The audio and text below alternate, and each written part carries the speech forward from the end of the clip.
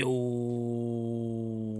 what's good, everyone? It's that dude, the one and only Mind of Murdock, bringing it back, and we are here for Mind on Bears. We're going to be checking out the top 3 picks from my 50 top players that the Bears have actually got on the squad. I was so surprised that they were actually able to get 3 of the top 50. We were expecting for them to get a lot of other players. Right now, rookie minicamp was on the way, and now we're going on to training camp. So without further ado, let's get it with Mind on Bears, episode 10. Starting off, we have Shamar Turner. Shamar Turner, one of the players that I myself in my top 50 was looking forward to seeing get drafted in general to a team. His archetype was good, body size, his work, it could be worked on. He can have a little bit more strength in that upper body. But overall, it looks like we may have gotten the better of the Turners because, the Stewarts, I should say, or Turners. Wait, Stewarts, Shamars. There it is. Yeah.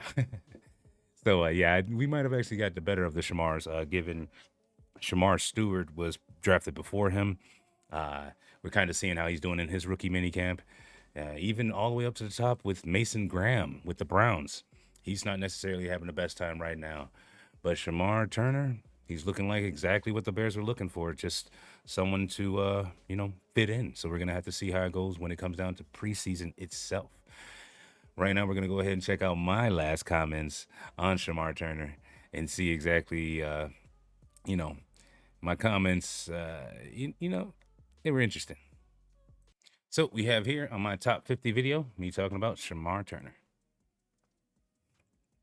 Shamar Turner. Shamar Turner has actually showed a lot of different,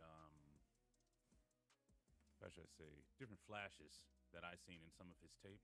So I'm definitely looking forward to seeing what he has in. And it still reigns true. Just in general, towards his future with whatever team he goes to, because he's definitely going to be an asset.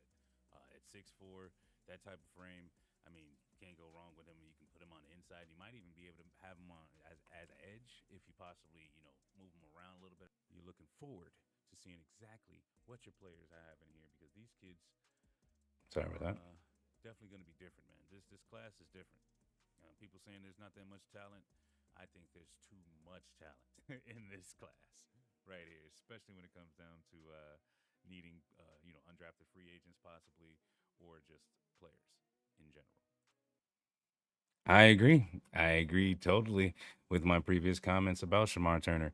Ben Johnson and Ryan Poles, they definitely got themselves a sleeper hit right there. I believe that was a great pick.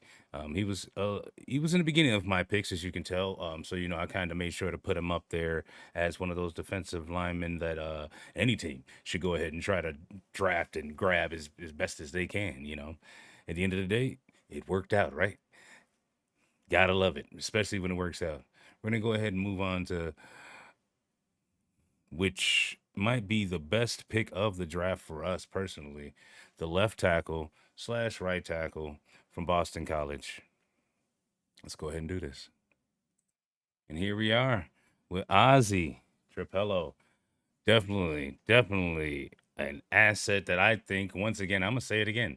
Ryan Poles pick. This is his guy pick. That whole Boston College connection. So yeah, it's gonna be very interesting to see exactly how he turns out at left tackle. I know Ryan Poles is gonna want to keep him on for a long time, just like he did Braxton, and I believe he's gonna be the reason why we can go ahead and move on from Braxton Jones at left tackle, as long as he gets shored up. Or at the end of the day, he can go ahead and move along, probably in guard position. Or we have the other rookie from last year that was supposed to take over the left tackle position that didn't do well at all. We can actually have him move in and guard, and then have Ozzy over there. But it's going to be pretty sure. Let's check out what I had to say. Ozzy Wyatt. Simple. Just like that. It's simple. Easy enough. Enough said. That's basically how I left it. I left it at Ozzy. I was running through a couple of the linemen here within the draft because we did have a top 50 picks. And knowing with those top 50 picks, I want to make sure that everyone knew that these are assets. So Ozzy himself being an asset within this team was very, very big. Josh Sims, as you can see previously, right before that, and that's who the Chiefs end up grabbing. So you can see that I was right up there. I was right up there. And if you would like, you could definitely check out this top 50 video right up the top. I'll make sure that it's over there somewhere. And with that third and final player from my top 50 list, Luther Burden. Let's go ahead and check out what I said beforehand and a little bit of what I've been saying recently. All right, let's see what we had here. That type of a league, but with certain talents, we are definitely on our way. We are definitely on our way. Luther Burden, much smaller talent, but some people do have him as their top wide receiver on the board. Me, it's not quite for me, but he's definitely a great talent. I mean, at his size, you would expect for him to be a little bit less of a first round aspect. I mean, not aspect, talent. And what I mean by that is you usually don't see those wide receivers 5'11" that are actually competing out there. Not on the scales of a Darnell Mooney, possibly, maybe. But at the end of the day, it's going to be interesting to see what he does with his size in this league, especially given uh, players are getting bigger and faster. So being small and fast doesn't actually help you much. It doesn't if the big players can keep up with you and they're still big. So that's either here or there. So before I move on to Mbuka, my biggest thing with Luther Burden when I was first looking at him and I was scouting him, I was seeing a lot of Mooney. I was seeing a lot of gadget guy within him. And also at the end of the day, for Bears, as we know as Bears fans, and how we all felt, we have DJ Moore. We have still at the moment Tyler Scott. So we have other players at the moment that we could still do something with. So I wasn't leaning towards even really giving Luther Burden a chance at that point in time. I definitely, definitely wasn't. And then also, when it came down to him being drafted, I felt a type of way. I won't even lie. I won't even lie. I did feel a type of way because if it looked like from the perspective that the cameras give you, like he wasn't appreciative of his opportunity and he really didn't want to be here. And at the end of the day, no one really wants to move down, especially not out of the first round if they're expecting to be in the first round. And that perspective didn't necessarily hit me until I saw his actual draft documentary on his own YouTube itself. And it kind of hit me. And with moments like this, where you do see his father and family and everybody happy, but his face quite didn't tell me much from that. It was this face right here that I was like, I don't even know if he really wants to be here, man. We don't really get to see much. Then they cut it.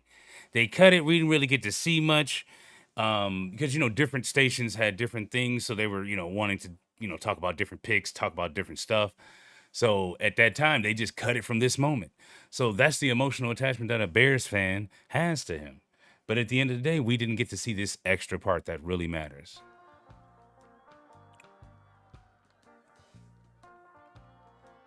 And huge shout out to Luther and Kendall for the clip. That right there, Bears fans.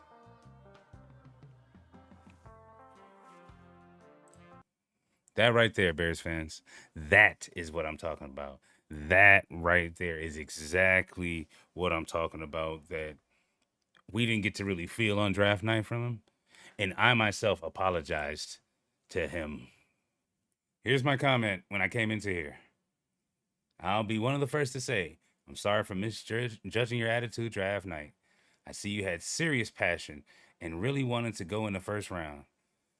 But I will say this, I'm happy you're a Chicago Bear. Can't wait to see what you bring to the team. Hey, I'm a man that comes out and says, hey, you know what? Thank you for letting me know. And I appreciate it because that other angle does matter. Media tends to, make things look a certain way, whether it is or not. They don't mind because it's going to be, news for them at the end of the day. And that's not necessarily my thing. So Luther Burden, Ozzy, and of course, Shamar Turner, welcome to the Chicago Bears, man. And thank you for watching this video. This has been a great video. The Chicago Bears picked 3 of the players out of my top 50 video. I'll make sure that I have that video right here at the end of this video here. So I definitely appreciate you all being here for this. This has been a fantastic one right here.